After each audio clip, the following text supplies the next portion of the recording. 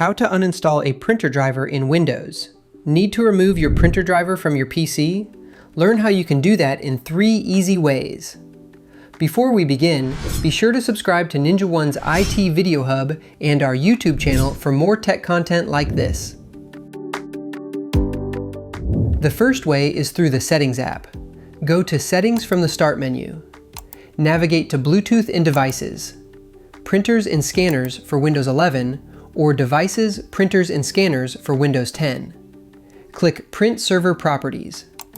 And then, on the Drivers tab in the Print Server Properties window, click Change Driver Settings to allow drivers to be uninstalled.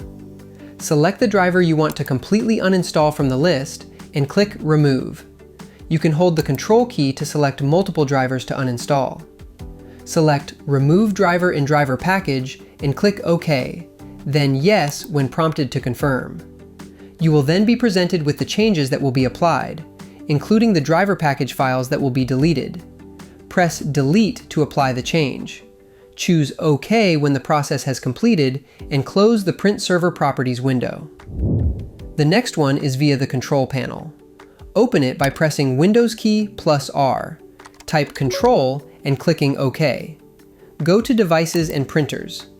In Windows 11, this will redirect you to the Settings app. Continue from Method 1 steps. In Windows 10, select any printer and click Print Server Properties from the toolbar, then continue with the Drivers tab. The final and most comprehensive method is through Print Management Console, available only in Pro and Enterprise editions of Windows 10/11. Run printmanagement.msc and expand Custom Filters All Drivers. Right-click your selected driver, click Remove Driver Package, and confirm by pressing Delete.